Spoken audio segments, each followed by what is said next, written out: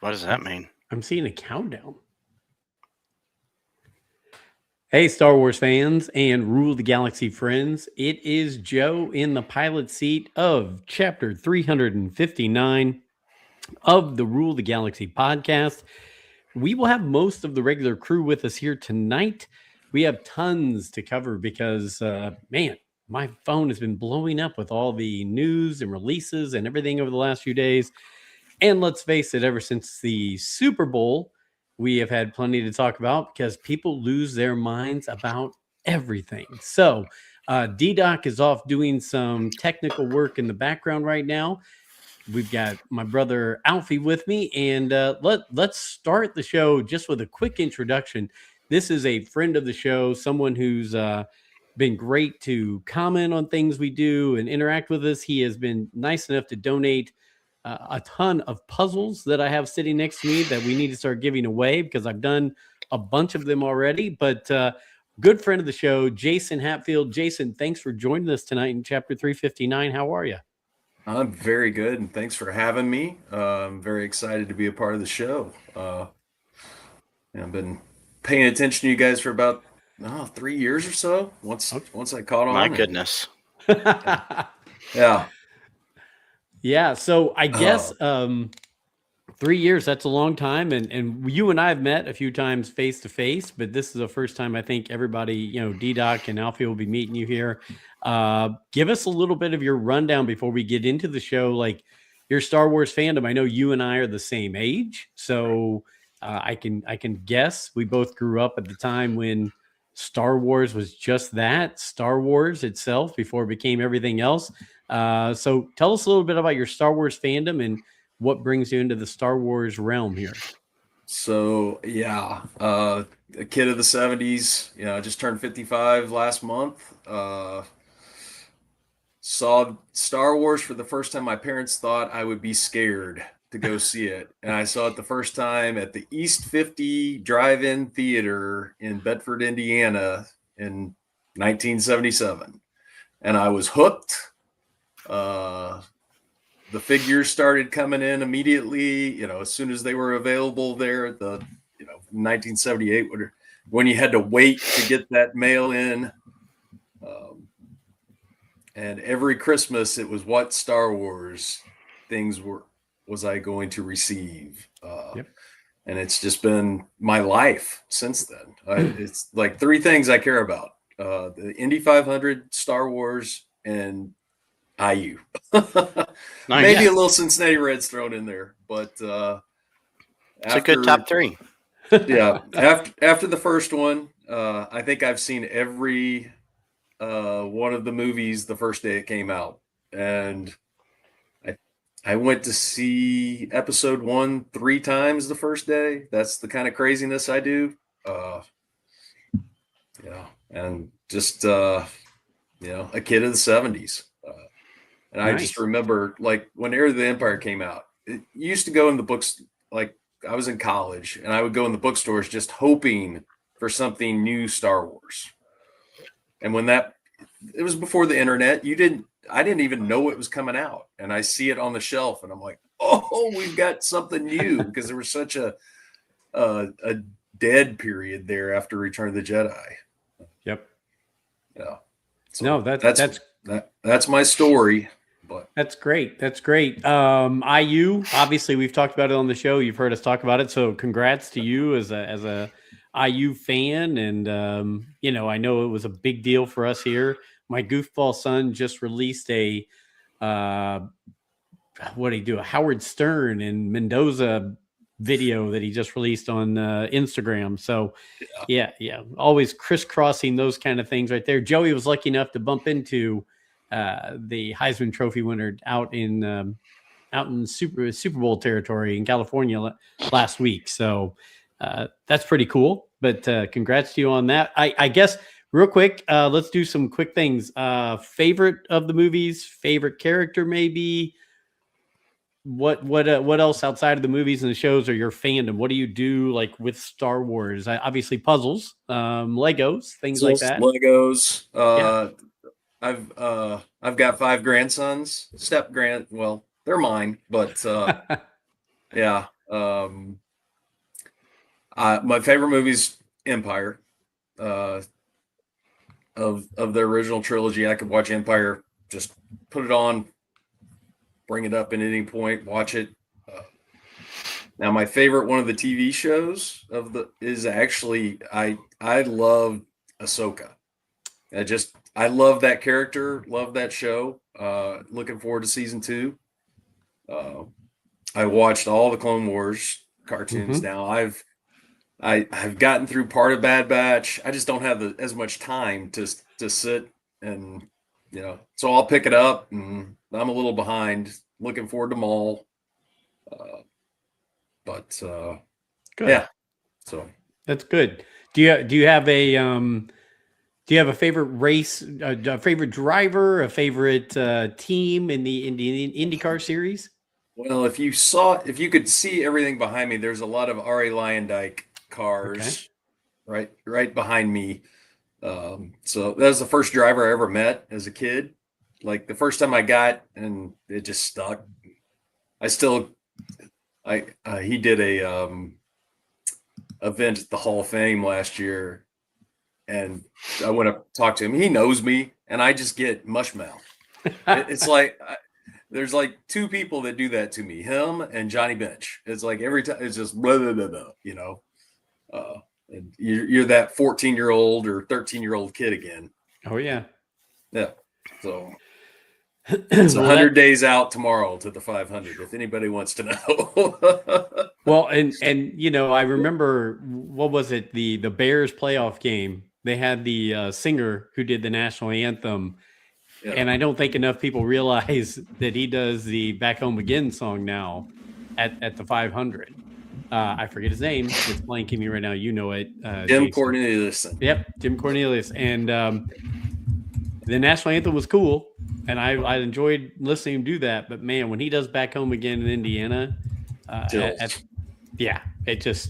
gets you to the bone right there. It's crazy. So, well, we appreciate you being here. We appreciate you interacting with us and becoming a friend of the show over the past few years. And we're just going to have some fun. You're going to see the craziness live and in person here with me and D-Doc and Alfie.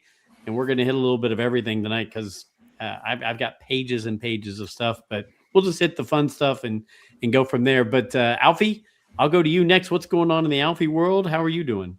We're doing pretty good. This cold seems like it's finally snapping. The snow's starting to melt. We've been outside a little bit the past few days. It's been nice. Good. Any big trips? Anything going on work-wise? We all good? Everything? Yeah, everything's good. We do have a wedding to go to this weekend. I love a good wedding. Reception's always fun. We will be out of town too, and it's Valentine's Day, so Valentine's Day wedding. Yeah, might get a little crazy. Don't have to drive home. That always adds to a wedding. When you don't have to drive home, takes the wedding up a notch right there. Welcome to the Thunderdome. That's right. You can really get your game on in that reception time. D-Doc, I see you're back from production and family and kids and everything else that we're just going on there. How are you doing, brother? Good to see you. I'm doing good. Just the madness of life. You know what I mean? So yeah, we're doing good. Happy to be here. There's a lot of good stuff. A lot of good stuff to talk about tonight. So it's a busy few hours. Yeah. The other side of my Death Star, my custom Death Star panel, the other side of lights seems to have gone out. And I think my Death Star panel is going to be getting tossed soon because I need more space. I don't know what I'm going to do, but I've been moving the black pearl from in front of my computer screen to over on my coffee table because I can't fit it anywhere. So, and I just got the even bigger set that I measured all my shelves, and even if I took everything down, there's nowhere that can fit. So it's time to do some renovating to the cave here, but yeah, I can make better Death Star walls than this. I made this in like one day, so I could do better. I mean, I would say that I would give this away to somebody, but the shipping on it would be ridiculous. It's heavy as hell. So I probably could fix it, but I don't know. It takes up a lot of space, and I could incorporate it differently.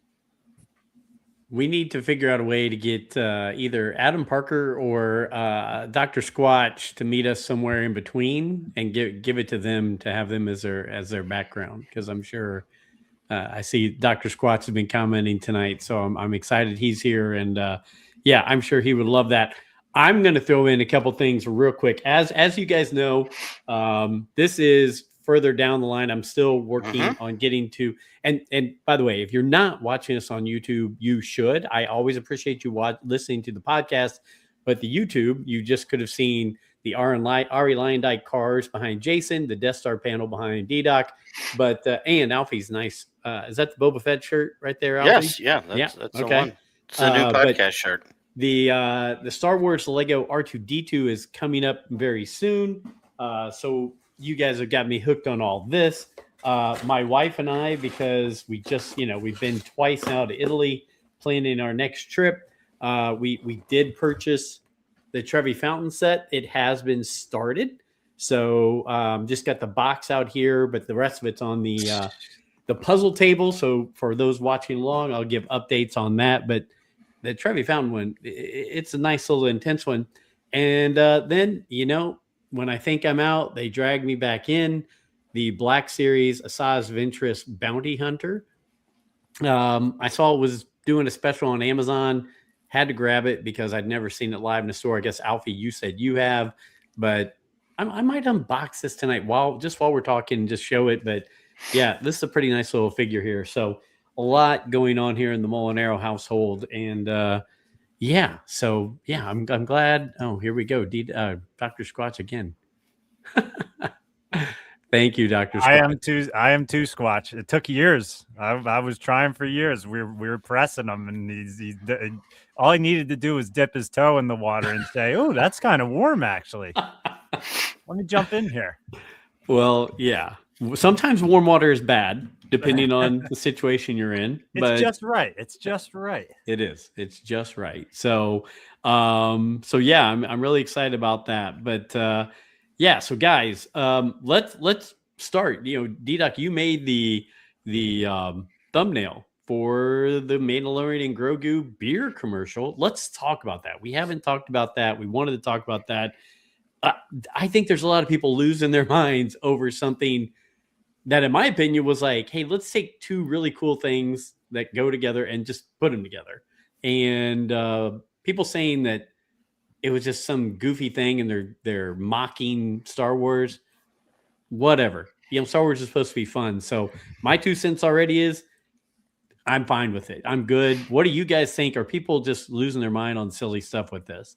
And whoever wants to start, Jason, you're the guest of the show. What were your thoughts on that?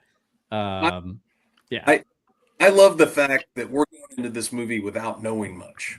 I was fine without the trailer, and it was cool. It was nostalgic to old Budweiser commercials, and then the Tauntauns. I mean, the minute I saw the Tauntauns, I was just giddy. I'm there with my whole family, and they're like, "Only you, only you." I'm like, "It's Tauntauns, though."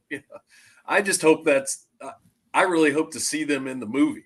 I'm guessing it's probably not something from the movie, but there is a lot of snow, a lot of ice planet, so it could be. But I had no problem with it. Still trying to confirm if that was Sam Elliott's voice or not. It was. It was. Yes. Okay. Yeah, but there's a little bit of if, ands, or buts about that I was seeing, but it was cool. I got no problem with it whatsoever. I want to go into this movie without knowing what to expect. I'm good with that as well. D-Doc or Alfie, I'll let you guys go next. What are people losing their minds, or is it just fun? Yeah, I mean, people lost their minds over it the night of the Super Bowl, which I didn't even think about it because I didn't even check my phone till later because I was watching every bet that I've made on that game lose because it was, to me, like a torture of a game to watch, especially because the Eagles weren't in it. But Yeah, I went on Twitter and I just saw people like melting over it, and I was like, I thought that was funny. Like, I thought it was clever. I thought it was creative. I thought it was having fun with Star Wars and with football. You know, it's like, here's the thing. They are going to make there's a new trailer already in the oven for Mandalorian and Grogu that they are going to release, and it's going to do millions and millions of views online, and people are going to say this broke all these records for views online. The Super Bowl is your opportunity to have a little bit of fun with it, because you know, what are you going to do? Just release another movie trailer? Like, sure, that could bring people in, but my son was like, "Can you rewind that? Can we watch it again?" Which to me, I'm just like, and it was so simple that he still was like, "Oh, I want to watch that again. That was awesome." He thought it was funny, and he didn't even get the Budweiser like joke with it. So, you know, people need to relax. We are going to have Mandalorian and Grogu shoved down our throats very Phrasing. soon. So, yeah, I know. I tried to not say that. You walked right into it. I know. Seemed like it started today with all the toy drops. Yes. Yeah. Yes. Alfie, your thoughts on the trailer, and then I say let's hop right into all the craziness. So look, they are losing their minds, and this demographic that's losing their minds, one, has no sense of humor, and two, I don't know that they've ever watched the Super Bowl before, because the joke went right over their heads. Disney did this type of marketing with Lilo and Stitch, where they just said, "Hey, remember Stitch? He does crazy stuff. Here's a bunch of commercials. You'll love it." And people like that stuff. They are marketing. That was a commercial aimed at this large group of people that watched The Mandalorian and never watched another Star Wars show. And that's where, you know, our demographic, we don't think these people exist, but it's a much larger demographic than us. And I think it was a smart move. It was funny. It was nostalgic. And like everybody in my house said, you know, hey, that was fun. My wife got it. Hey, this is like a beer commercial for the Super Bowl, but it's Star Wars. It's genius. And all it did was say, hey, remember little baby Yoda and Mando? You loved watching them on TV. Now you get to watch them in the theater. I agree. Have a little fun with it. We've talked about it. Star Wars is supposed to be fun. So, you know, the only thing missing maybe is somebody could have said what the Tauntaun smelled like, you know, because I thought they smelled bad on the outside. So, I'm glad that we were all thumbs up with it. I think it did do its job, though, because commercials are supposed to get you to talk about things. And all press is good press, is what they always say. There were a ton of people talking about it. So it did its job on that. What other commercial was memorable? Maybe the Jurassic Park one? Yeah, my wife kept saying she was like, I don't remember any commercials from this Super Bowl. The Nest one was memorable for all of the wrong reasons, because everybody thinks we're under a surveillance state now. So that's a different story, though. I didn't mind the Dunkin' Donuts with all the 90s nostalgia. This is true. Yeah. The Dunkin' one was good. It was cute. Yeah. It was a little freaky, though. All the de-aging on everyone. Yes. The AI part of it was not. Yeah. But it was still entertaining. I have a take that you should not be allowed to show horror movie commercials during the Super Bowl or even NFL games, because the Scream trailer came on. And to me, that was a little over the top, considering that kids are like watching it. I think that you should. I think it should just be like no horror movie, because then it's like I got to mute the kid. Like the kids get freaked out by it. It's like it's true. Intense. It's a good point. Yeah, and it was an intense trailer. The movie trailers were the best of all the Clint Booth one. I don't know if you guys like that movie, but that got me intrigued. I'm like, okay. Yeah, that was interesting. I'm actually excited for that one. Yeah, Joey sent me a text. Cliff Booth. That was it. Cliff Booth. Okay, but yeah, that was. I look forward to seeing that. Brad Pitt's one of my favorites, so I'm excited about that. look, we know what's coming. We know what's around the bend here in just a few months. Let's talk about what's happened in the last few days. The characters, the Legos, the different collectibles that are coming out. You guys hit some of the high points, some of the low points. Tell me some of the good and the bad that you're seeing, and I mean, there's plenty of it. But at the same time, Alfie, I think you send us something. Mandalorian and Grogu, their toy and products release, but it's struggling to make an impact. So is this enough? Are they putting enough stuff out there? Is it going to get enough people interested on top of just the movie? But to go along with that, go with some of the toy and Lego releases. I think it's struggling to make an impact with us. Okay. Not necessarily the general public, but the Reddit, the Twitter verse, the super fans like us. But you know what? This isn't a legacy film. This isn't a part of the Skywalker saga. This is the most successful, Disney Plus series that there is. And like I said before, outside people watched it and they liked it. I hate to always bring this up, but it's constant. Andor is great. It won an Emmy. But more people watch a single episode of Mando than the entire season of Andor. So when you read these comments about like no one wants this movie, nobody's going to see this, I think people will. Yeah. I sent that. I sent that clip, Joe, where it says the Mandalorian Grogu's marketing strategy is struggling and needs to make an impact. Disney needs to do more to sell it as a worthy jump to the big screen. They are locked and loaded for the next couple months. It's all you're going to see. I get it that people want the campaign to start now, but they're going to campaign for it. People are crazy if they think they're not going to. Like, it's been their cash cow since COVID. I mean, it's been the one thing that has motivated people, made people buy stuff, become part of the regular everyday talk. I mean, Baby Yoda was talked about as much as anything else in Star Wars lore over the past 5 or 6 years. So go out on the street and ask people if they recognize Rey's theme, and then play them the Mando theme and see which one they recognize first. The Mando theme. Yeah. And they don't have to shove it down our throats, I don't think. I think enough people know about it that the less marketing is almost better to me. Yeah. Make me want more instead of just shoving it down my throat.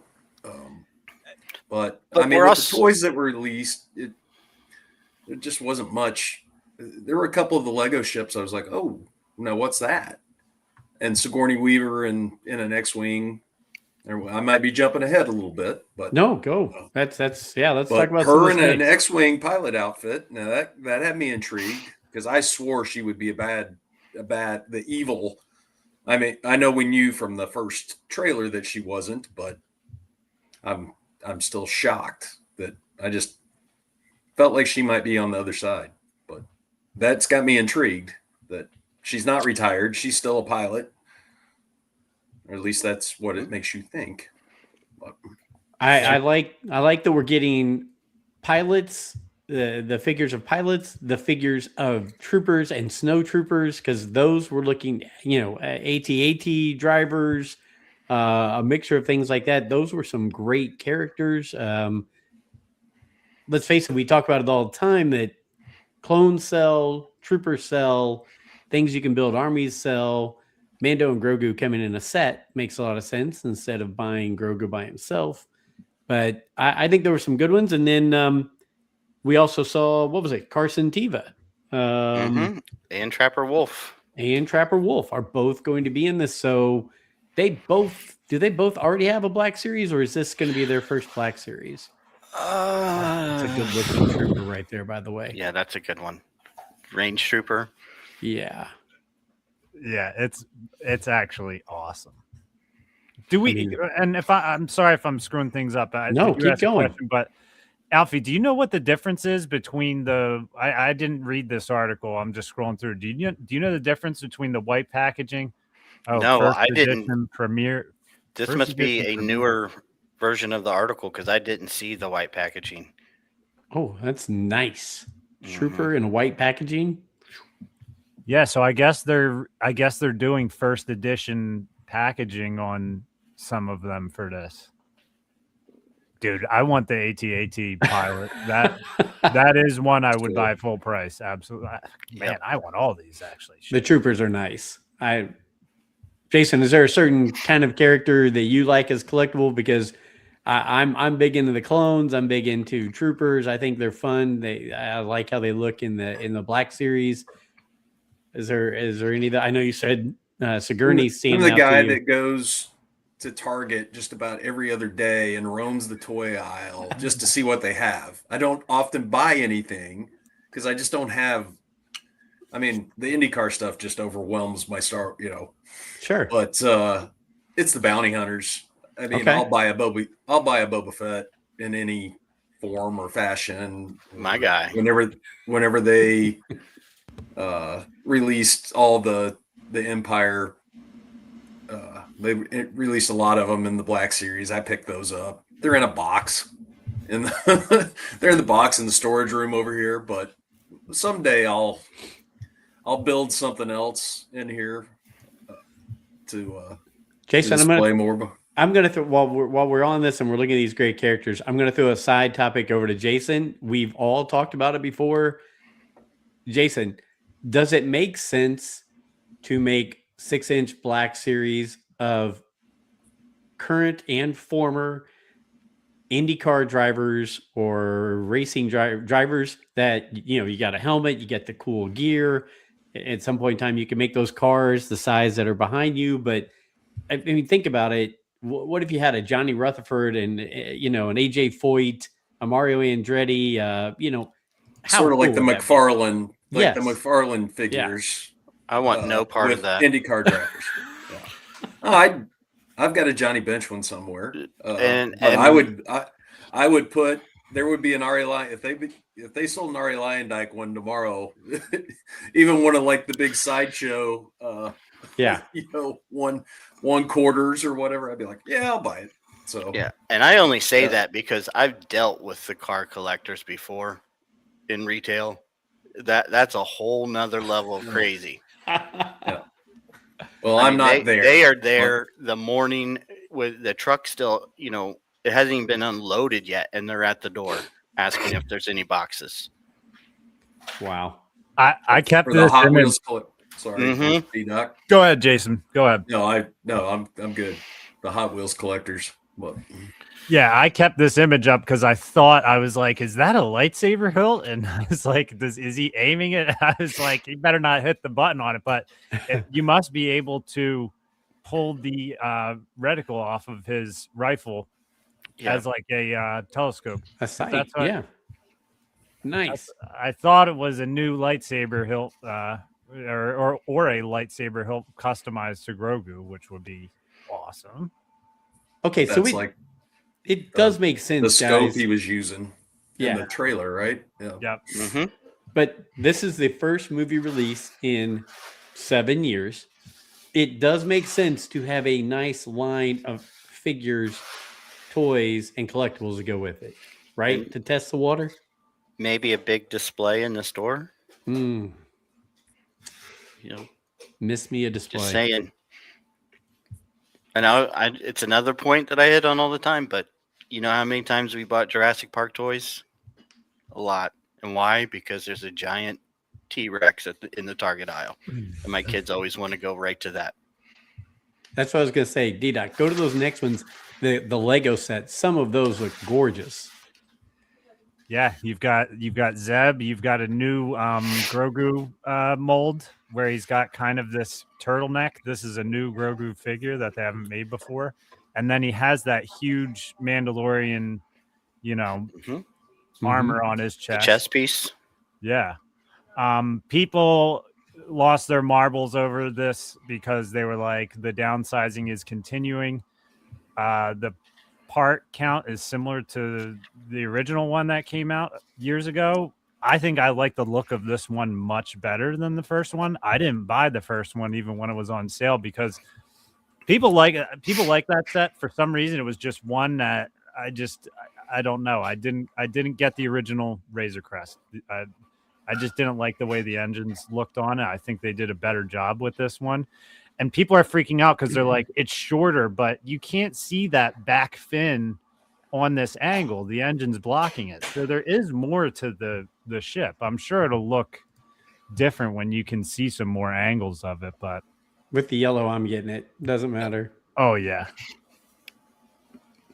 Yeah. That one will be, man, that X-Wing. I mean, come on. The X-Wing looks gorgeous. Excellent.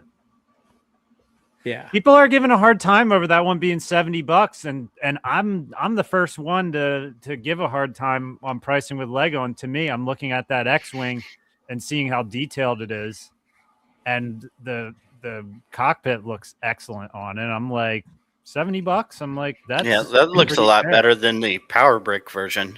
Oh my God. To come out. Yes. Well, people were saying that this X-Wing for $70 is going to be on the shelves at the same time as the $110 Power Brick X-Wing.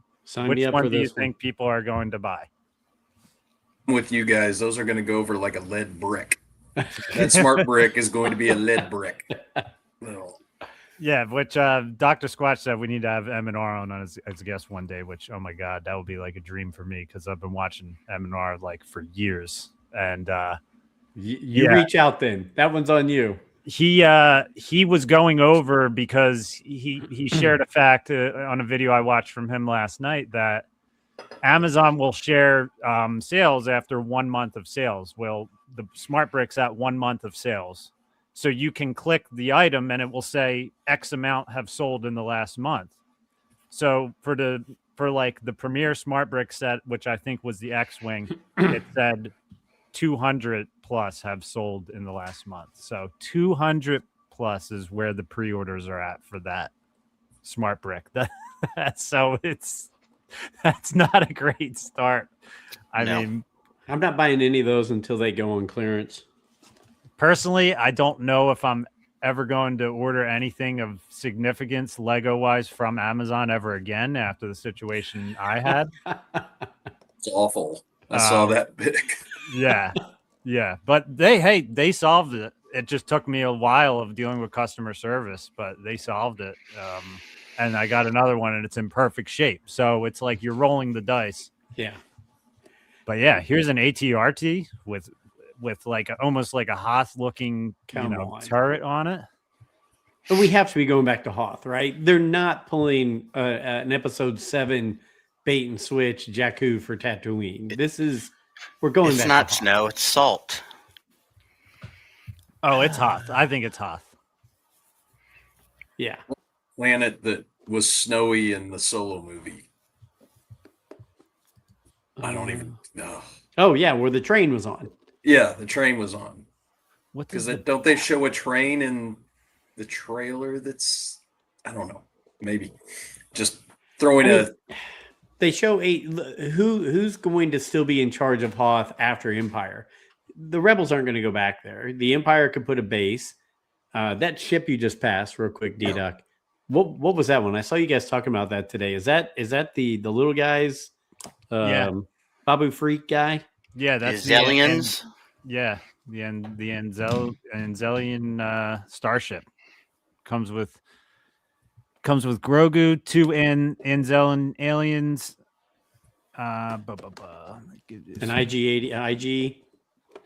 See, they're not showing that droid in this, but there's a battle droid. Mm-hmm. I saw the picture with the battle droid, and it's Vandor is the name of the planet from Solo.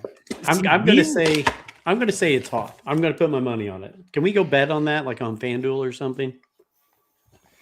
Put my money on it. I bet you what is that one that they advertised the crap out of during the Super Bowl? Kalshi. I bet you can do it on Kalshi.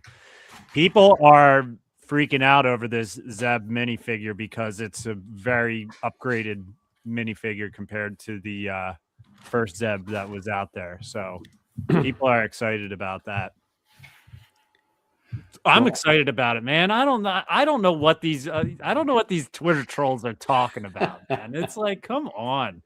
People aren't happy unless they got something to bitch about. You are correct. Exactly. And it's the generation. And what I mean too by the shoving it down our throats phrasing, I know, Alfie. I mean that it's like you are going to be seeing billboards. You're going to be seeing trailers within these next 2 months until this, it's March, April, May. What do we got? So we got 3 months. Yeah. Till the movie comes out. You're going to start to see the billboards. You're going to start to see the social media campaigns and everything like that. So like, I don't know what people want out of it. And as Jason was saying, I like the mystery of it. I see these clips and I'm like, man, what the heck is going to happen? I recently watched that clip that they released at Celebration where it was Mando inside of the AT-AT, where it's him just like going off. Incredible fighting in that scene. Yeah. And to me, that was like next level fighting compared to the show too, where I'm like, that is like movie level fighting. And you got to figure too, at the time they released that clip, the scene isn't even like fully polished yet either. So I don't know. I have a take as we get deeper into talking about this movie because I mean, I guess we covered all the figures at this point, right? Yeah. Have you guys seen, with more people piling on this movie, with the $166 million budget? So everybody's saying, oh, well, it's a low budget movie. And like, I think they're just trying, like, people think that they're just trying to cheap out and sell us on something. And my mind immediately goes to how much of that money is going to actors, considering the star of your movie probably was on set for like a couple days and is essentially a voice actor. And no disrespect to Pedro Pascal. I respect Pedro Pascal, but let's be honest here. People have a hard time understanding that he's hardly ever in the suit. So you're paying a lot of guys like Brendan Wayne, yeah, and you have Sigourney Weaver in it as well, right? And it's like, where are your huge actors that are taking a ton of budget away from your movie? It's like there's 3 attached to it. The other one is Jeremy Allen, the guy from The Bear. But he's just voice acting. Yeah, and he's voice acting. So it's probably easier to pay people to do voice acting than to have them on set. So it's like, you got to figure a lot of this budget is not going into the actors. A lot of it's going into the production. You haven't paid the salaries of 12 different writers. You haven't drugged this out for years in post-production or pre-production and, paid somebody to write a script and then paid another person and then paid another person. You have someone who seems to be, very well versed in making, films. So again, does that contribute to a lower cost? You have 2 people that are heading this that are very passionate about it. And do they take less money so that more money goes to the project? That, and isn't still Mando one of the only ones going heavy on the volume? Yeah. Right. And again, you can say what you want now, but I'm going to say most people are full of shit. Mando's use of the volume is incredible compared to everyone else who's tried to. And again, that comes from Favreau's experience in using it. The guy made an entire film in a parking lot. He knows how to do it. He knows how to work it. He knows how to set up the shots. It looks, the show's always looked incredible. So again, the experience, this isn't a person who's only made 30-minute documentaries trying to make a full, science fiction film.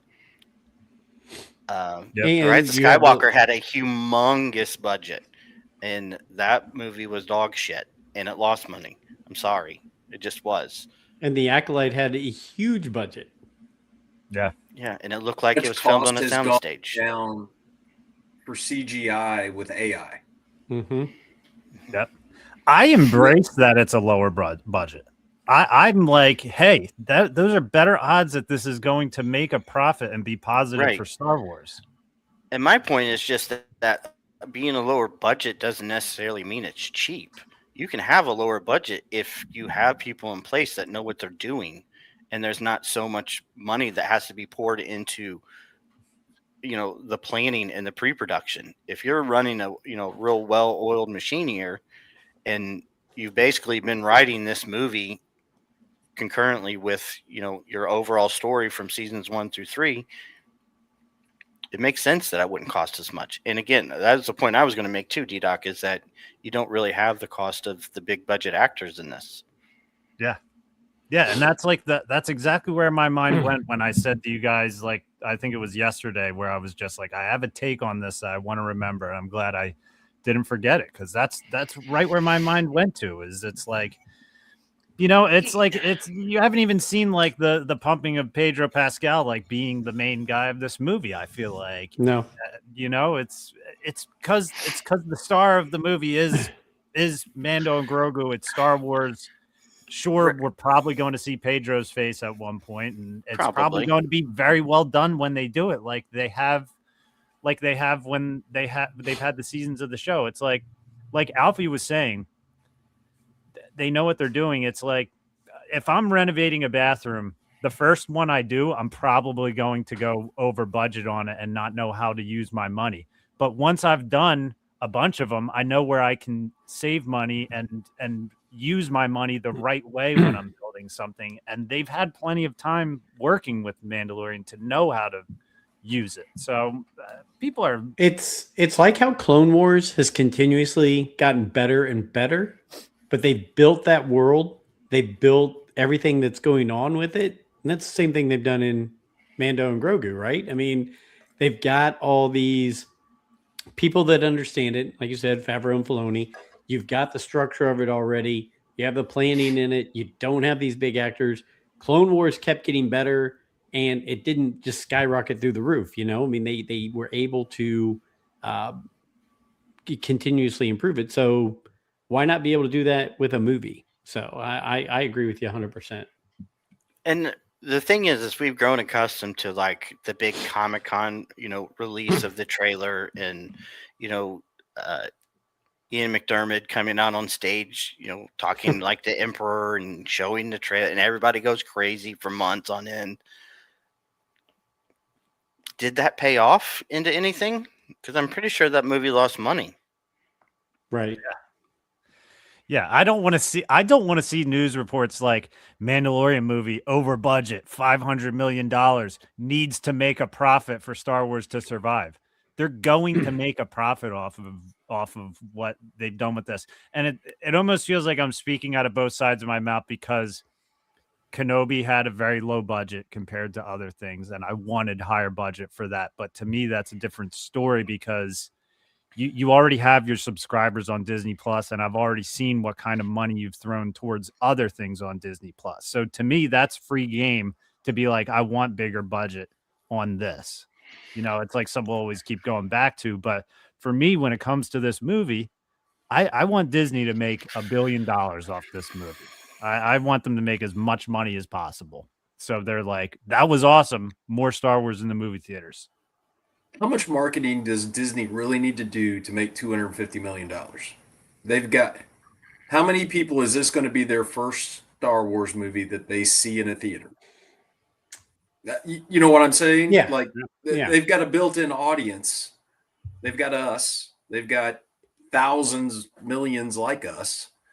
But then they've got the next generation that maybe have only seen The Mandalorian on Disney Plus, like some of my older grands that want to go to this movie because all they've seen is The Mandalorian. That is exactly what I was going to bring up, Jason, because today my son brought his kids down. my granddaughter turned 2 today, so they brought her by, and he and I were talking how he's so excited. Frankie's 3, and he was like, I want to take Frankie with me and you to go see Mandalorian and Grogu. And let's face it, there's been lots of movies in the past, Rise of Skywalker, Rogue One, maybe that weren't, D-Doc took and forced his kids to see them, stuff like that. But there's been plenty of movies where maybe a 3 or 4-year-old wouldn't be good to go to. But a Mandalorian Grogu movie where it's you got a little baby Yoda and you've got action and fun. You've got guys our age and D-Doc's and Alfie's age who have kids while we have grandkids who are going to take them to go see this movie. Absolutely. It's not going to have the scary emperor like at the end of that would freak kids out, but yeah. I think one thing that we're kind of missing, and this is my hope for this film and the fact that it has a low budget, is that we get back to the innovation that has always made Star Wars so good. Yeah. A group of people who says we can do this with nothing and make something great from it. I don't think you need the just ginormous budget and all of that to make a really great Star Wars film. You need people who think outside the box and who are going to make something great out of nothing. I agree. It was all about natural sets and not CGI. So we'll see how much of that's in it. So, no, I got you. I have a question related to Mando and Grogu, but it could take us in another direction. But Jason, you mentioned you were a big Ahsoka fan of the season of Ahsoka. Ahsoka, I've got a few favorite characters, and yes, I grew up with the original trilogy, but man, Rex and Asajj Ventress and Ahsoka from Clone Wars, they're up there on my Mount Rushmores with some of my favorites from the original trilogy. I saw an article just yesterday. Does Ahsoka need to be in Mando and Grogu, or will Ahsoka be in Mando and Grogu? And I'd like to get your guys' thoughts on, will she? Does it make sense? I mean, it's a timeline and it's all about this. Or does she even need to be? Does it take away if she is in it? Anybody's open to talk about that. Alfie looks ready to have a take on it. Go. I don't think she will be in this one. Okay. I think this is a reset kind of movie. Not that the whole story is going to get reset, but this is going to be Mando and Grogu. There may be some little breadcrumbs, especially with the Imperial Council, that's going to lead to this. Everything is eventually going to lead to, Filoni's Heir to the Empire film. That's there at some point. And I think this is going to kind of reset us and get us back on that course. And we'll probably set up some big things, and maybe not big things, but some storylines for Ahsoka season 2. Okay. D-Doc or Jason? I personally do. I don't know. I just think we're going to see her at one point. I don't know. It's interesting. It almost goes back to what Jason was saying about the mystery of this. It's like you don't know what you're going to get. It's like we could go into this and it could be what Alfie is saying, where it's like pretty much a restart. We can do this in the theaters and kind of start telling a new story to build off of with Mandalorian, but they could also like go balls to the walls and have like Luke Skywalker CGI'd with Ahsoka like in it, and like they who knows. The possibilities are endless, and that's what I'm excited about, because the show has shown us that the possibilities are endless. So, we could even see Cara Dune in there. Who knows? Well, here's the bigger question. Does Thrawn show up at the end to set up something with Ahsoka season 2? I think so. Like that. So then they're building their audience for Ahsoka season 2, which they haven't announced the release date. It's going to be after. Does Thrawn show up at the end, or is Thrawn a part of the movie, a bigger part of the movie than we're expecting? And that's the big reveal that we get on May 22nd. We have no idea. Yeah, we have no idea who the baddie is right now, correct? Right. Correct. I can say that the one name that's in the movie was in Mando season 3 in the Shadow Council. Okay. Now, does that mean he's the big bad? I don't know, but I know that guy is in the movie. Hux or Paleon? No, he was The one other of the guy. one of the other holograms. I think he was the one who complained about how easy it was for them because they had all of the resources and they had none. Okay. If that helps you out any. Yeah. Yeah. Kind of a big, heavy set, scary Yeah. looking guy. Okay. Well, it would be smart for them to set up Ahsoka season 2 at some point in this movie. Makes complete sense. Could revamp season 1's numbers back on Disney Plus again if they go, whoa, what was this? We need to go back and watch this before season 2 comes out. Because Ahsoka shouldn't be in this universe right now if the timelines match up. Oh, yeah. True. Yeah, she's on Peridia. Yeah. Okay.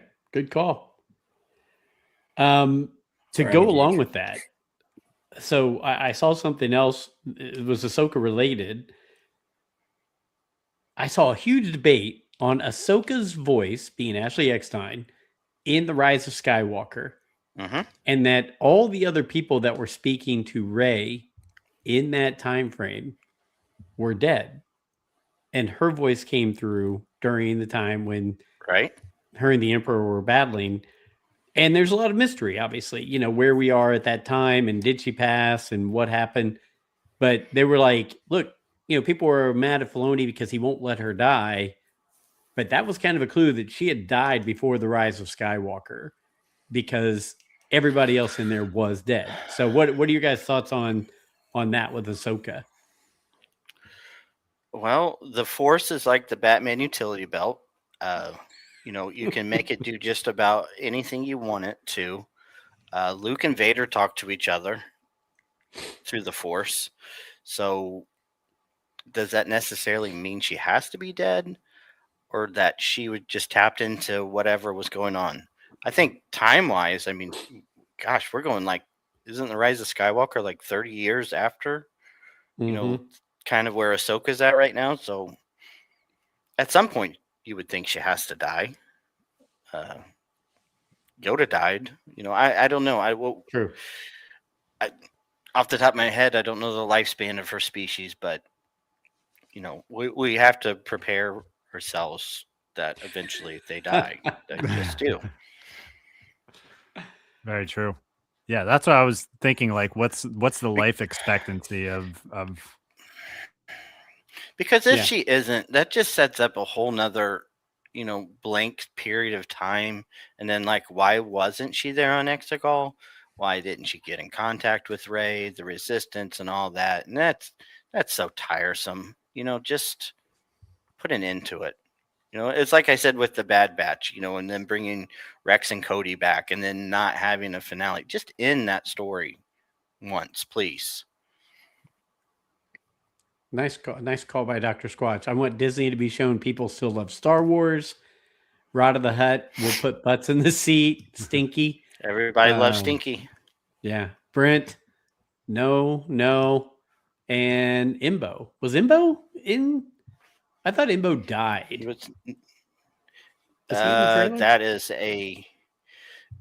That's been a rumor for a long time that he is one of the bounty hunters in the second act, I think. Okay. That's after Road of the Hutt. Remind me who Embo is. He's kind of a samurai-like bounty hunter, wears big like hat. a walk for a hat and throws it like a Captain America shield. Didn't he have a dog? Yes. Was that Imbo had the dog? Okay. Mm-hmm. Yeah. The Clone he Wars hung out episode with young Anakin. Boba, some of those people.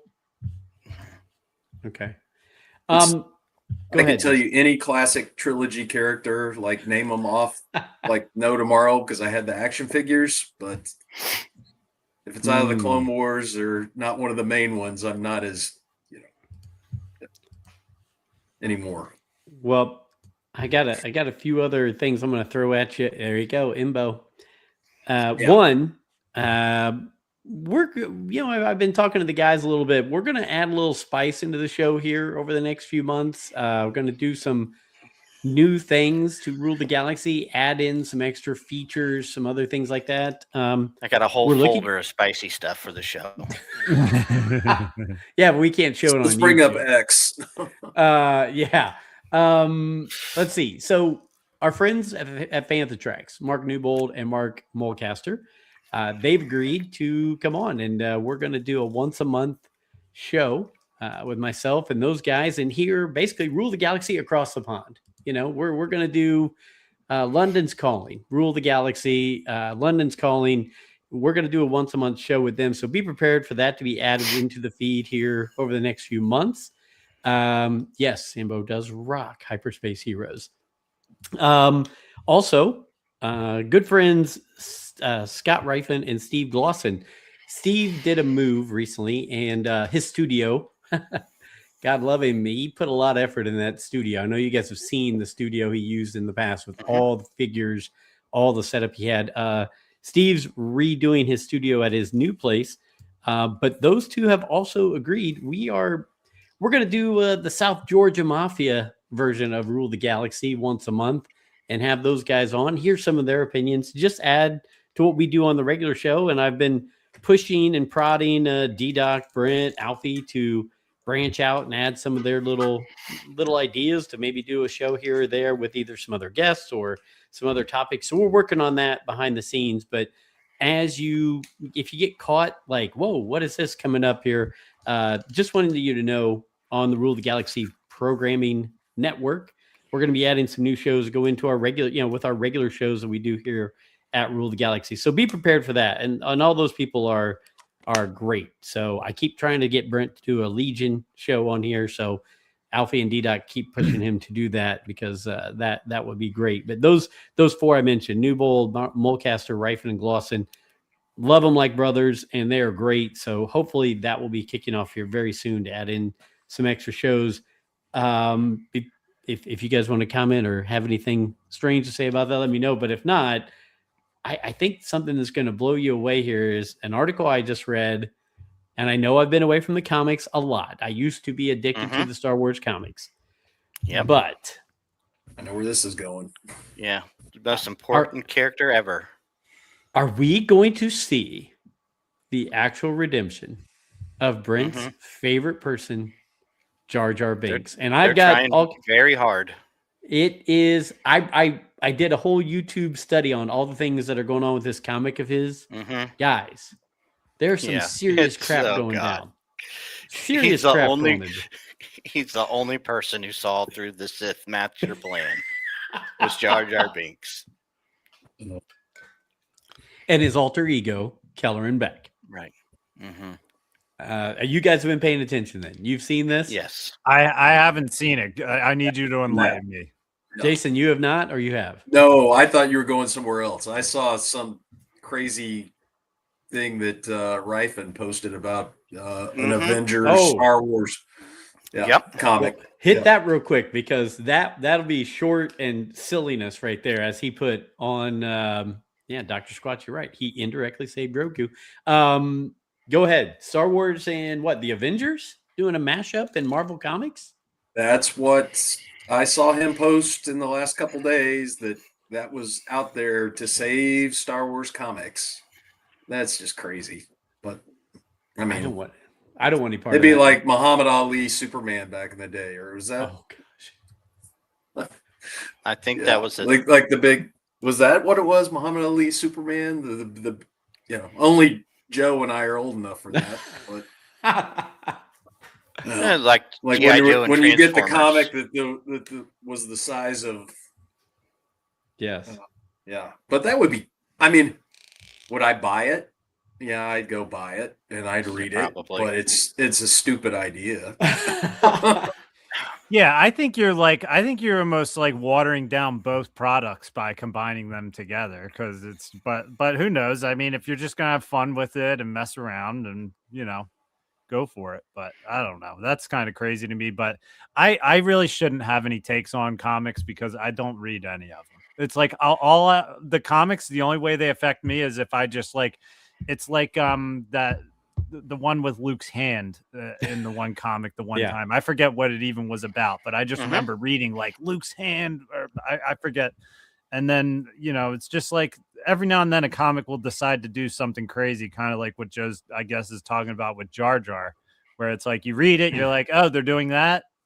Moving on, like, and then it's like, I don't know, but I've never been a comic guy before. So I grew up one, and they were the lifeline. Those and the Han Solo books, things like that, and Splinter of the Mind's Eye, that was all we had between movies back then. Jason, you probably know exactly what I'm talking about. But at every one of them. And then the biggest mistake I ever made was selling them on eBay way too soon.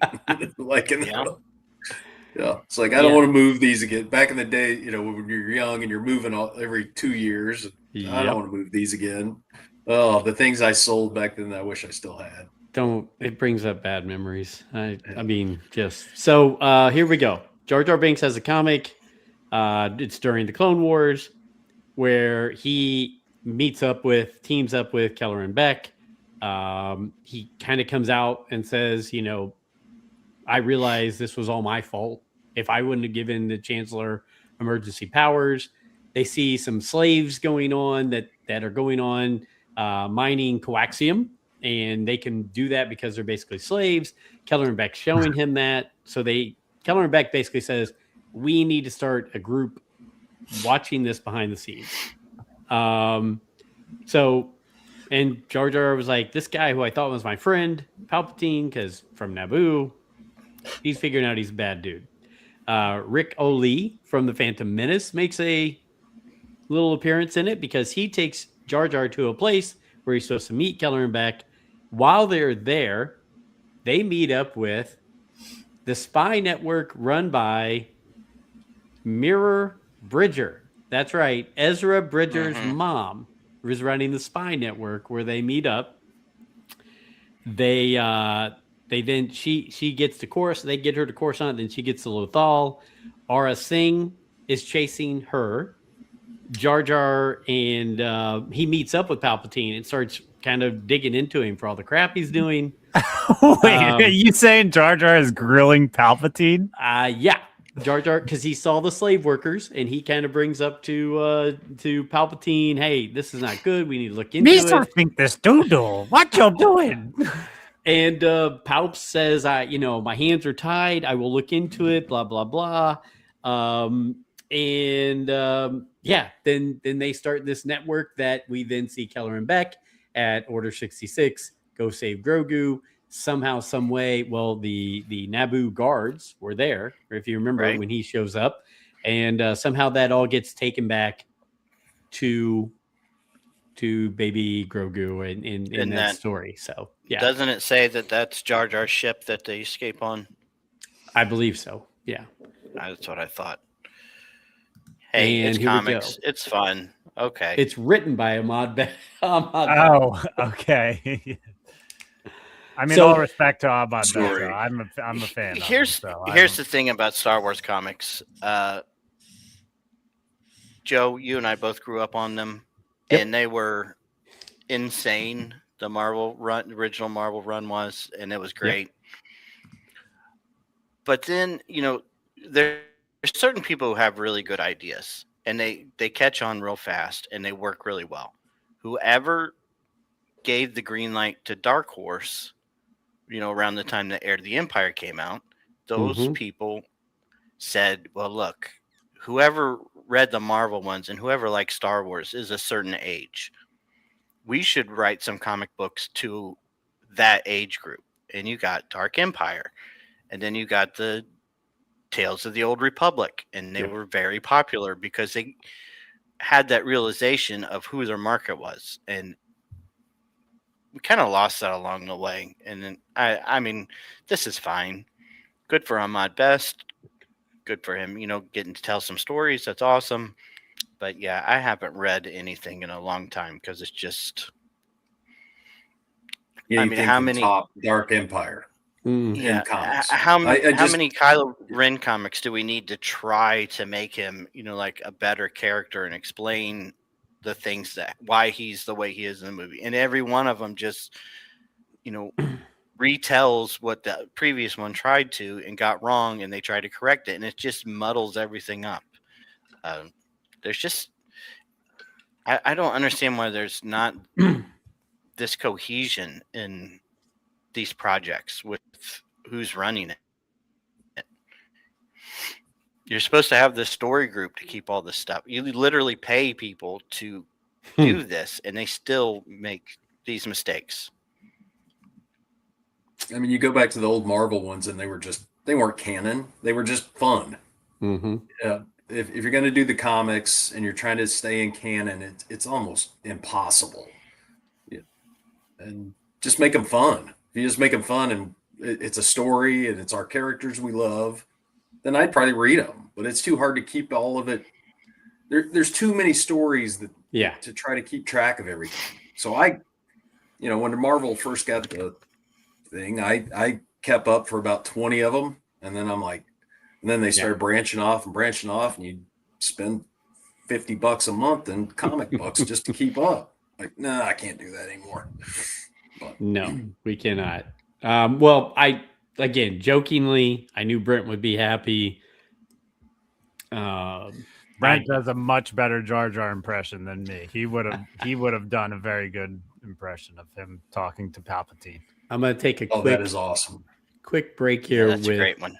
Asajj, and she's got the helmet, and I mean, dude, that is awesome. That's a very nice figure. It is. The only one they need to make now is the one from Bad Batch, so that we can get her to sign those for us, since we had her explain and announce that was happening. With the hair comb over kind of thing. And so, but yeah, Asajj, just such a cool character, and this is a really nice one. The colors on it look great on the armor and everything. The boots look awesome. It's a nice figure. It's just everything on it moves really well.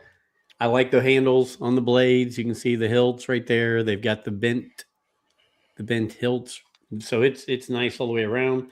The helmet works really well. Pops on, pops off. Yeah, I actually like this. I've got the box version of her that I've never opened the original one. I think I like the look of this one even better. So yeah, just a little toy time there. If I find that one in the store, I'm buying it. But I'm that guy that I have to find it. I don't want to order it online. I have to find it. I'm the same. I want to find it. But so on the Jar Jar topic, so this has always been my thing with the prequels. If they would have started the prequels with episode 2, episode 3 was the middle, and then we had Vader as episode 3 hunting down the Jedi. We just had that. That's always been my wish of how those movies. I mean, it was great. Episode 1, to be back, have Star Wars in the theater, but the story was just, what did it do other than, okay, we got a kid that this is where he came from and go back to Tatooine. But that's always been my wish, but my pocket wish that would have happened. But I'm the same. I think episode 1 you could pretty much condense with episode 2. And then do the 501st fist, Vader's fist hunting down the Jedi. Yeah. I just wish that's always been my wish. What's that book? Dark Lord of the Sith, right? Mm-hmm. Isn't that the Rise of Darth Vader? Rise of Darth Vader, yeah.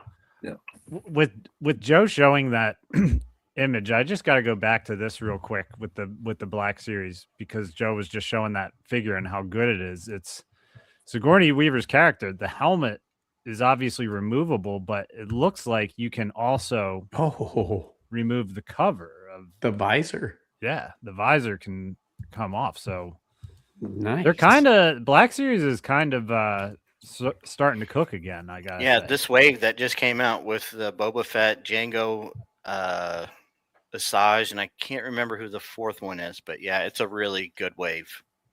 Dude, I'm on like a random Jango Fett kick right now. I got the Jango Fett helmet, and like just seeing the box for it for the Lego of just the helmet, I'm just like, I need to get the Jango Fett Slave One or Starship or whatever. And that's why I was bitching to you guys about the deal that I got on it because it was an online purchase. But if I see a Jango Fett Black Series, I'm gonna buy it right now. I don't know why. It's just like that's the Star Wars thing that's kind of tugging me right now. Phrasing. Wow. I got you. You get the itch. You got to, you pitch that one right down the middle.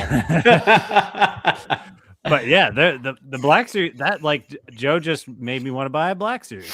Sorry, it's like it's 6 years ago. Yeah. You know me. You put it on the peg. I'm buying it.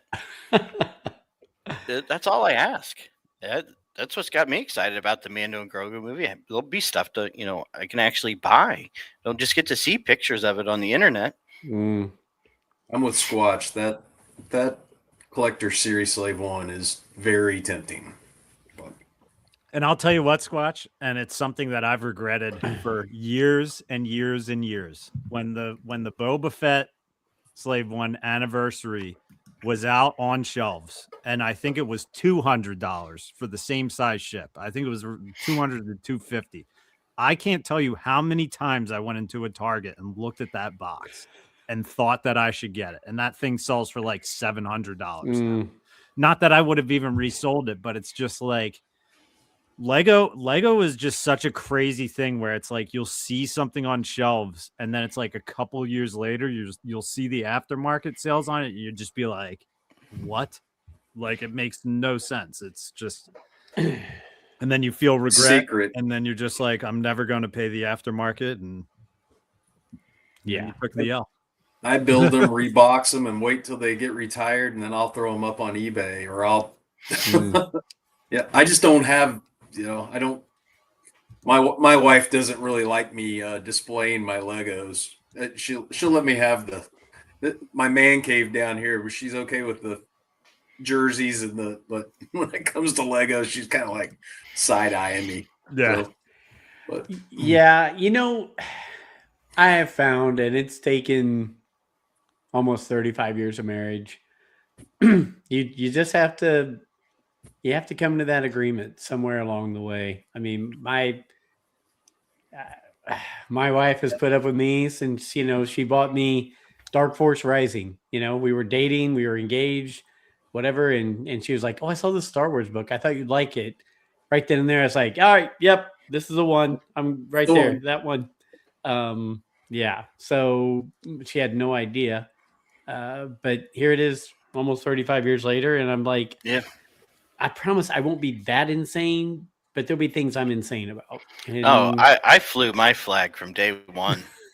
And that's what I tell her. You knew this going in. You still said yes. So, it could be worse. It could be cocaine and women, but instead Chris knows that I would much prefer going to a Disney vacation than any beach vacation. And I have to compromise, but... You know what, Jason? You were talking about the 500. Alfie's been to 500s. I've been to mini 500s. D-Doc, we got to get D-Doc and J-Doc out here for a 500. No, my gosh. No, Ginger at the 500. I mean, hey, I'll bring sunscreen. Hey, you might be surprised, but this used to be the same color as D-Doc's. So. But I was definitely red whenever I was a kid, but now it's got a lot more gray in it. But no, D-Doc, I will gladly host you. That's what I like to do every year is every year I take somebody that hasn't been before with a couple of my tickets. Well, dude, that is awesome. Yeah, I would love to go one day. I mean, I've seen all the videos from Joey, and I've heard Joe and the guys talk about it for years, and I'm like, man, this event just sounds amazing. It really does.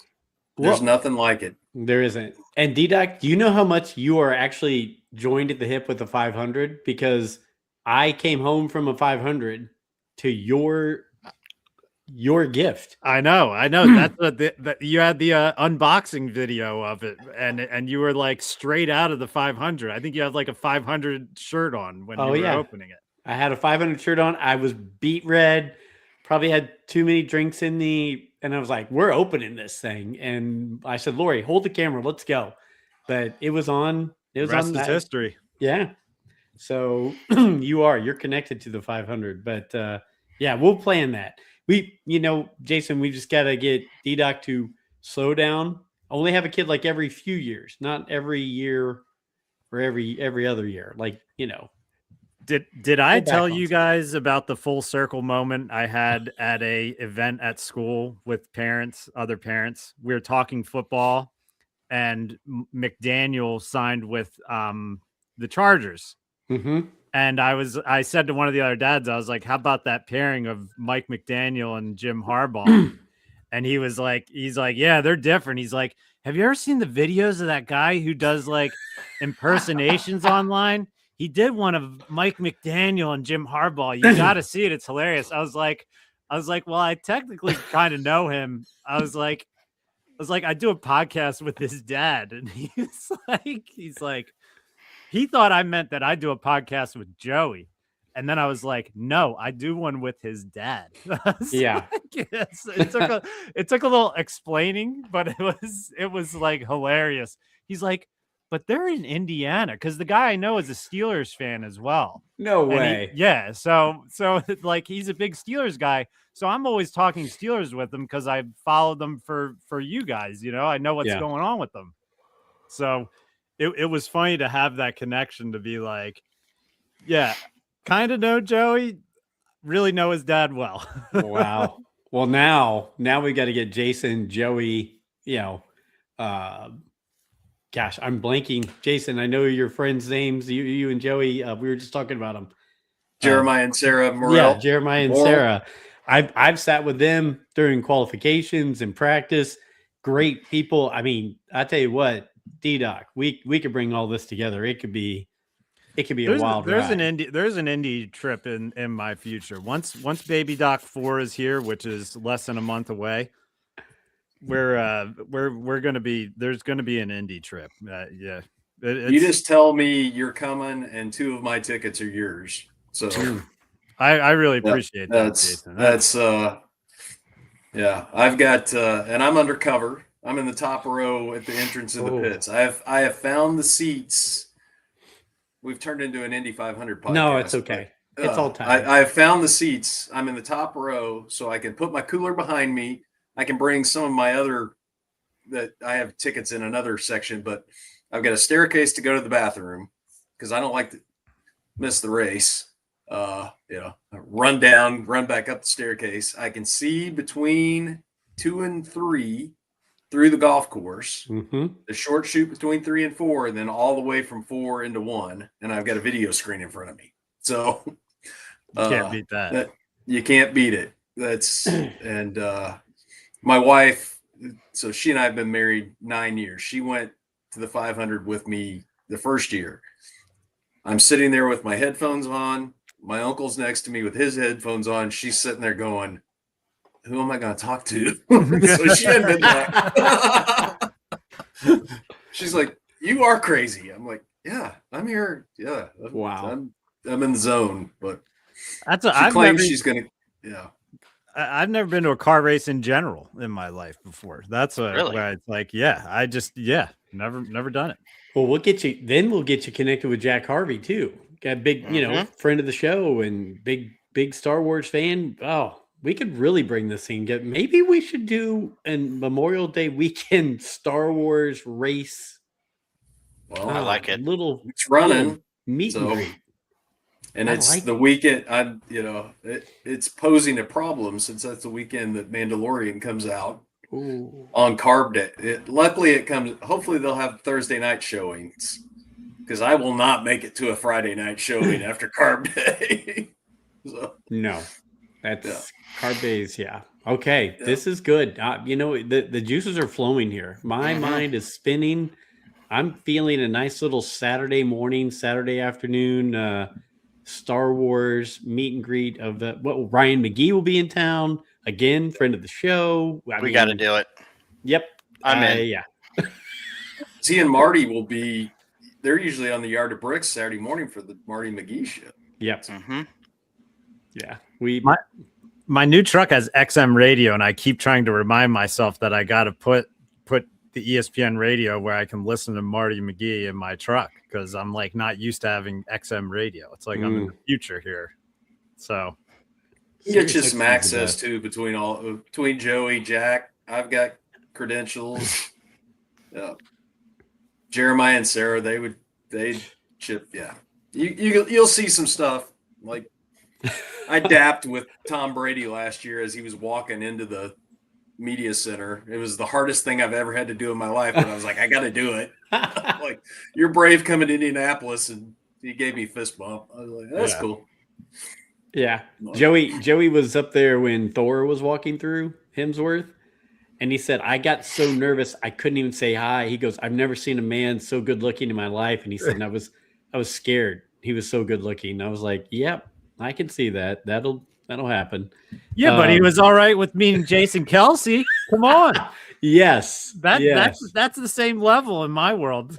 D-Doc, I've got all kinds of stories. He and Kelsey and a couple of the Bengals players stayed up shooting pool, playing games, and drinking that night. And Kelsey asked him for a picture. And because Joey's like, I was nervous. Like, should I ask him for a picture? And he's like, Kelsey's like, we watch your videos in our text chat. Take a picture with me and I'll send it to everybody that I'm with you. Joey the whole time was like, should I ask if I could get introduced to Taylor Swift? Well, it's funny because in the picture, Jason Kelsey is pointing at Joey like he's like, I'm with him. You know what I mean? Yeah. I'm like, that's freaking awesome, man. And he was drinking lime garage beer, which is one of my undercover favorite beers. Garage beer is, I mean, that's my secret. It's like, it's so much better than like Mick Ultra, and it tastes like a beer, but it's still low calories. Yeah.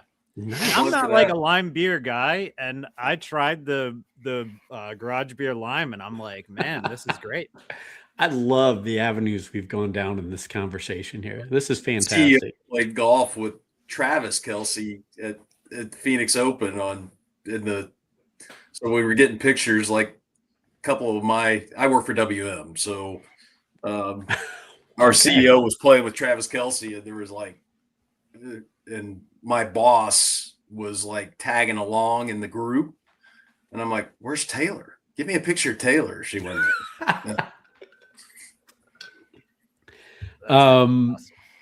Well, before anybody stops listening to our Star Wars podcast, I'll throw a couple more things on before we close up shop and everything. One, Alfie D-Doc, one of you guys sent this across. Mando season 4 is on production weekly, and Skeleton Crew 2 is on production weekly. How big of a story is that, or is it just like, we'll put it out there, maybe it'll happen, maybe it won't? I mean, you're talking about that. That's like and I could be completely wrong here, and I might be, but I'm pretty sure that's basically like the trades publication. Okay. You know, your craftsmen, your tradesmen, you know, your unions. Hey, this is what's going into production right now. So, you know, we'll need the carpenters, electricians, blah, blah, blah. Is it reliable? I don't know. But it's something. Yeah. The word's out there, you know, they're looking, you know, I don't know. It makes sense. Skeleton Crew, not a whole lot of people watched it. Was it that fun? It was fun. I think it's definitely something you could build on.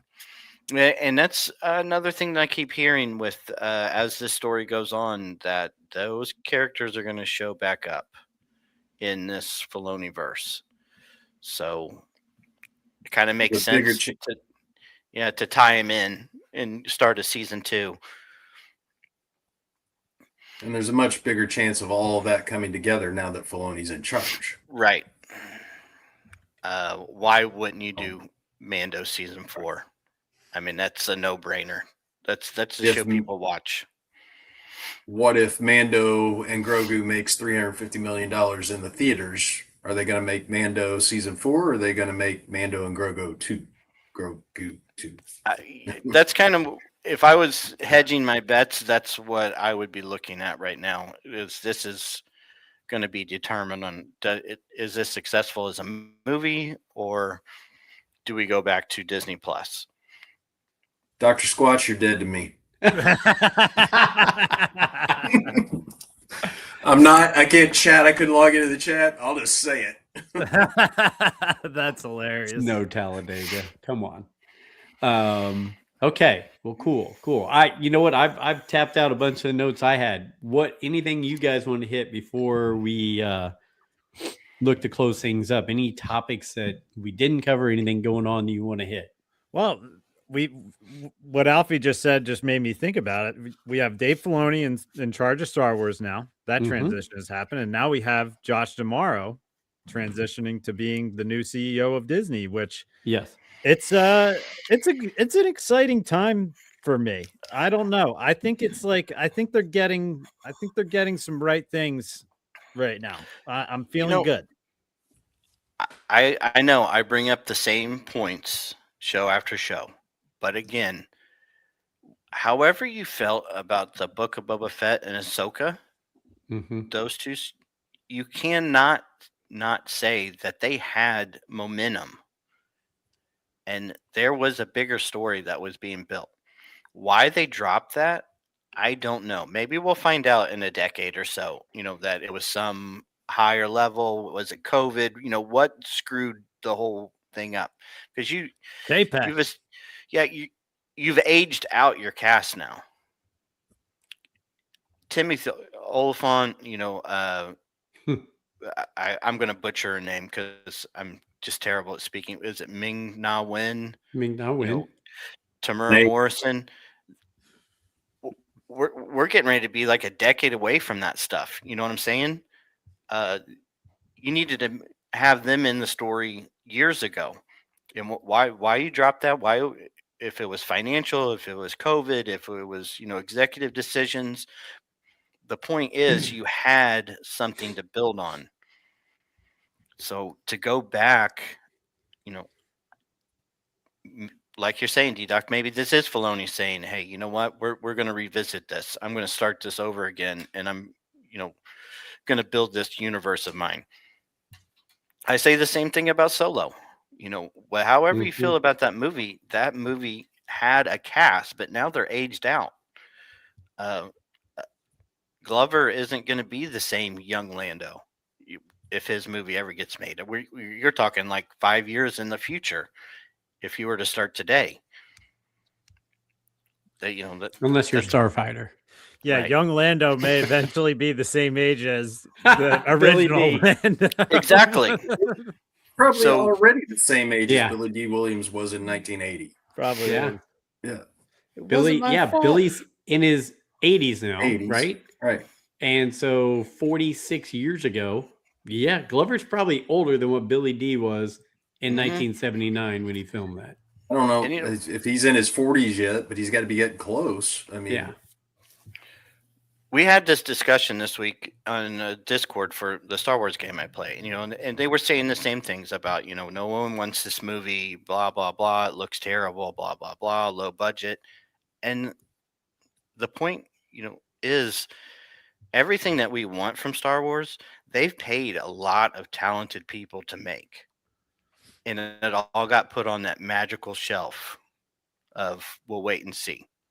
Paid a lot of money to people to write Star Wars stuff that is never going to see the light of day. Am I like super excited for a Mando movie? Not really, because it was a great series, but it's the best thing that they have. This is like their Hail Mary to inject some life back into Star Wars. I just think we're entering a new era right now where you have a new CEO who's a parks guy and also like a very big time imagination guy as far as that stuff goes with the parks. And then you have Filoni in charge now where it's like this stuff is going to affect what we're going to see with Star Wars in the future, obviously, but it's like we're in for a big change up here. We really are. We're going to see. I shared those moves. pictures this week with you guys. I hate to be like the Debbie Downer, but I mean that park was empty. Yeah, there was no one. That's the same week. You're catching the end of Christmas vacations and the beginning of I think it's like South America's spring break or so. I can't remember what exactly they told me, but it's another big like holiday season for a different part of the world, and it's usually busy. I mean, that's the same week 5 years apart, and you can't just. I showed up pictures of other parts of the park to say, hey, there were people here. There were 2-hour lines for other stuff. There's no one standing around the Millennium Falcon. Yeah. That's the week I'm going next year then. Well, don't hate on me if it's super busy because we were actually. I mean, there was still a 2-hour wait for the Aerosmith ride. That was a 2-hour wait. The Slinky ride was a 2-hour wait.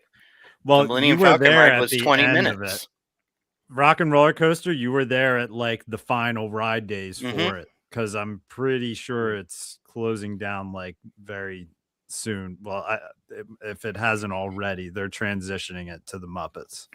Yeah, so people were busy that week. The transition time for Rock and Roller Coaster is supposedly going to be pretty short, right? I mean, yeah, like it's not going to be shut down that long. But yeah, which makes me think they must have those. They must have been way ahead on planning and must have animatronics ready to go, or they're.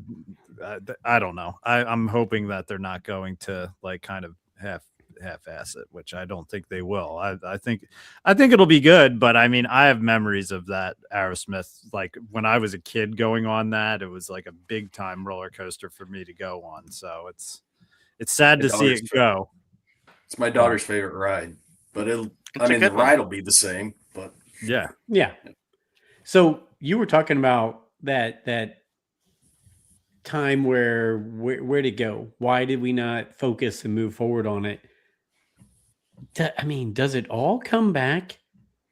Does it all come back to just the political realm of the world we were in at that time? Because when the entire new Rangers of the New Republic was going to be based on Cara Dune, and it was going to tie in to Mando season 2 or 3, and they had to jam stuff together. That, and then you had the Acolyte being shoved down our throats as this is a new way we're going to approach Star Wars. I mean, was it just Disney said, "Hey, we're gonna move in this direction because we feel like that's the direction we as a company want to go"? So it kind of shut the doors on these other sides, or I mean, is that a possibility? Because it seemed like everything was going pretty smooth. They were show after show after show, and then, bam, those couple things happened, and it just went quiet. I don't know. I don't really know either. And will we ever get like a real answer? I don't know. I mean, no. I always say this, and I hate to always say it, but is it because streaming is this fugazi and all of a sudden the money was gone? I don't know. Yeah. But the numbers for Mando are so high, and then they dropped for the Book of Boba Fett. They dropped a little bit for Kenobi. They dropped some more for Ahsoka, but they're still like double everything else. So why did you drop those projects? I don't know, because it really seemed like you were building in, for lack of better words, like the Star Wars Avengers, and that you were building something that was going to go to a movie, which seemed like the perfect vehicle for Disney Plus. Yeah. And the COVID shutdowns, and I just confirmed it, started in March of 2020. It's been 6 years since it. And it feels like the Twilight Zone because it feels like it was yesterday when all of that was happening. Right. But yeah, like they've had plenty of time to hit the reset button. And I feel like we are reaching the full reset now. I agree. Which they're saying leadership, like one of Damaro's main things is he wants to revive the Pirates Pirates of the Caribbean movies, which it'll never work. You inspired me, and I'm sorry to cut you off, but you building that ship, I will rewatch Pirates of the Caribbean. You will never make a movie like that again in today's climate. I just rewatched the first three. I never watched the third one. I don't know why. I just never went fully through the third one. And I watched all three, and I'm like, this is like a modern day Star Wars Pirates version. You know, it really the epic battle that they have at the end of the third one around like I forget what it's called, where it's like the I don't know, the tornado type thing going on in the water. It's epic. The CGI is epic.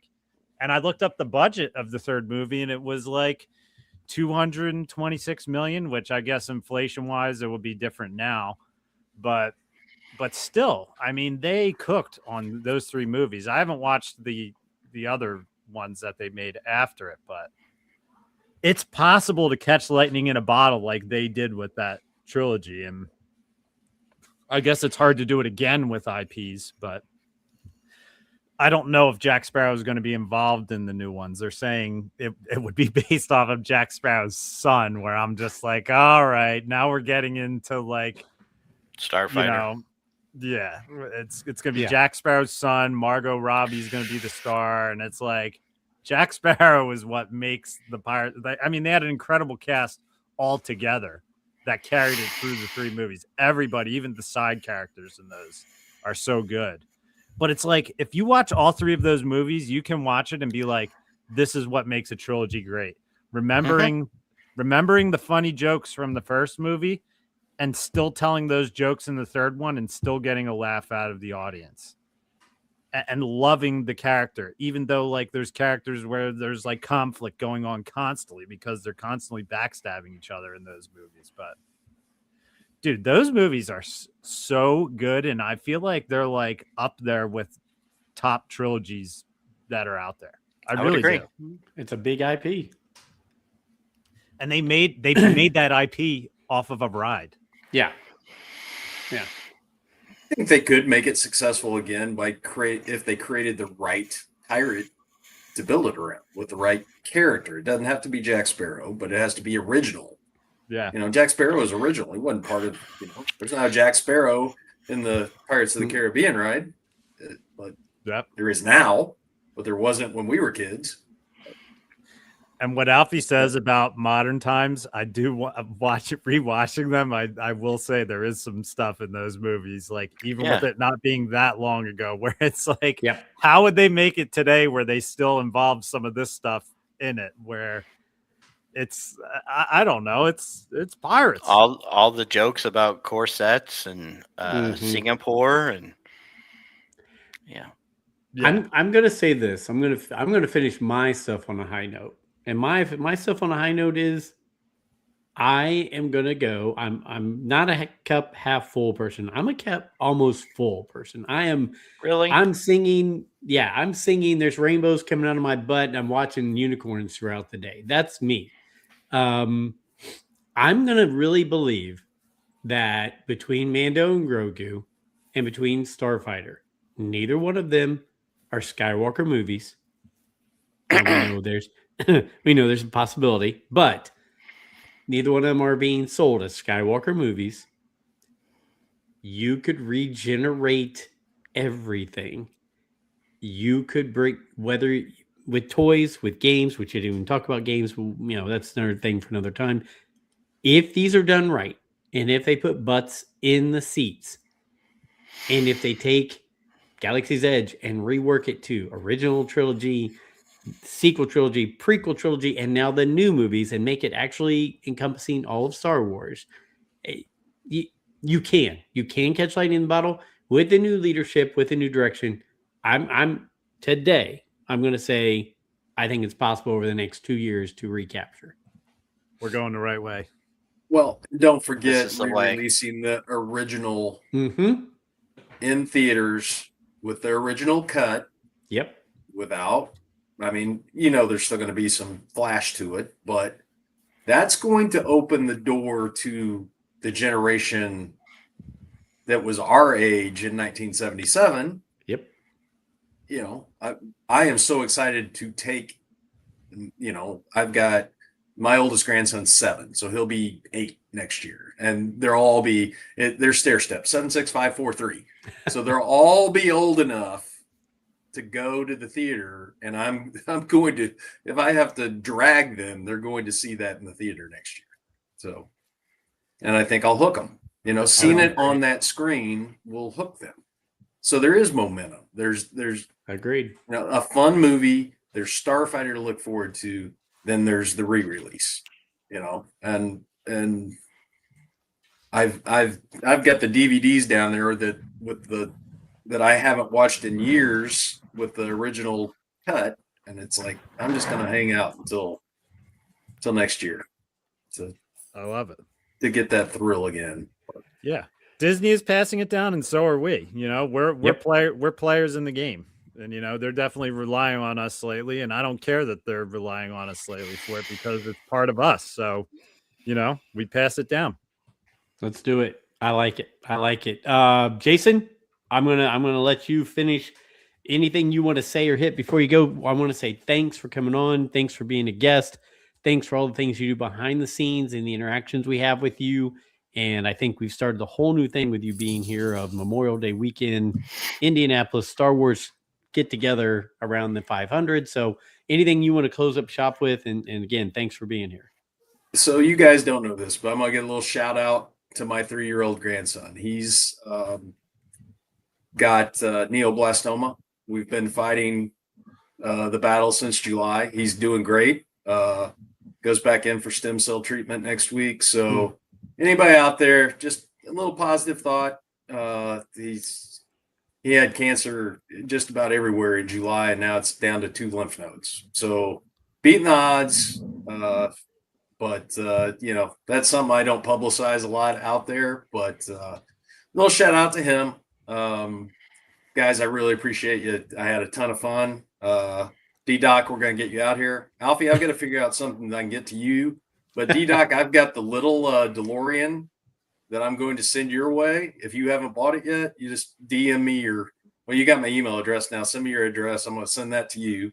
Dude, Joe, I've got another care package for, My shelves were empty on that DeLorean. My shelves were empty on the mini DeLorean at my Target. I grabbed it. So I got it. Awesome. Already built it. Took it apart, rebagged it. It's coming your way. Jeez. All right. Nice. So It's like we got Santa Claus on our show. I have fun with it, and it's like you've got my email address. Send me your address, and I'll get it in the mail. So well, that's amazing, man. I appreciate it. Yeah. Now, Alfie, I just got to figure out. I'll find those Black Series that you want and get them your way. I like the hunt. I just don't know where to put them. So I'm the same. I'm not that far from the Ollies and Carmel. So you can send Alfie anything you do with Boba Fett, the Bounty Hunters, or boobs. Boobs work fine as well. So Guilty. Jason, I will give it a more of a shout out before we go to Alfie and D-Doc.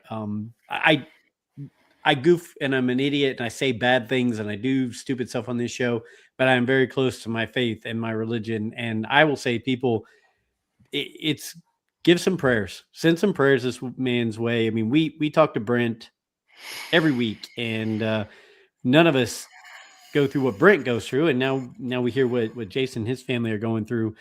Prayers need to be going out to these young people like this. You know, I mean, it makes sense when old people pass and old people face things. They've had a long life and everything, but no child should have to face the things that these kids, some of them are facing. So you've got my prayers. You're on my prayer list, and I will be thinking about your. What's your grandson's name? Cody Scott. I'm sorry. Cody Scott. Cody Scott. Okay. Yeah.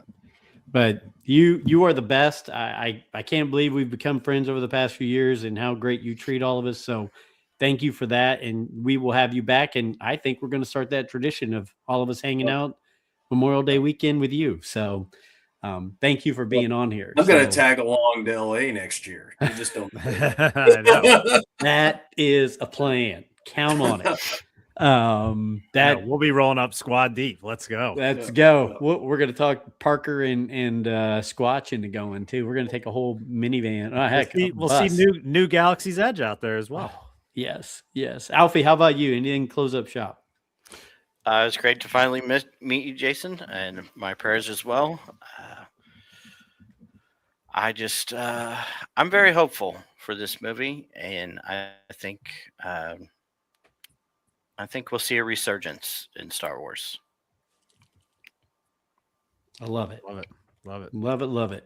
Okay. Yes. And Jason, you have my prayers as well. I mean, that's amazing. And it's, for you guys to be able to talk about it as positively as you have, and for the progress that it sounds like is happening, it really, it's crazy. Miracles can happen, and it's, I'm hoping nothing but the best for you. So I'll be thinking about that. And it is great to finally meet you on here. And I've interacted with you on Twitter and everything for like a while now. So it's like kind of cool to have you on here. Of the house projects and stuff. So absolutely. Yeah. I grew up doing it, but yeah. I'm in it on one right now where it's my brain is fried. I'm doing my parents' bathroom for them while they're in the lovely state of Florida enjoying themselves for the month, and their house is right now a destruction zone. So but it was great meeting you. Great doing a show tonight with you, and look forward to doing another one in the future. Yes. Guys, you guys are all my brothers. I can't thank you enough. One thing about Rule the Galaxy is we are not a great podcast. We are a group of guys who have fun and just spend time together. Clip that. We have a community, and it's a small community, but it works. We have friends, and we built a network of friends across the country and some across the pond that we just Star Wars brings us all together, and there's other things in our lives, and it's incredible. So thanks to our listeners, thanks to our viewers, thanks to our guests and friends. We really appreciate it. And you know what? Big things around the corner in 2026. We're going to try some things, and we're going to be bigger and better. So for Alfie, for D-Doc, for our guest Jason, for Brent, who joined in online, for Dr. Squatch, who was chiming in the whole night, Hyperspace Heroes saying hello. Thank you, everybody. That is chapter 359 of Rule the Galaxy. And until the next time, may the Force be with you.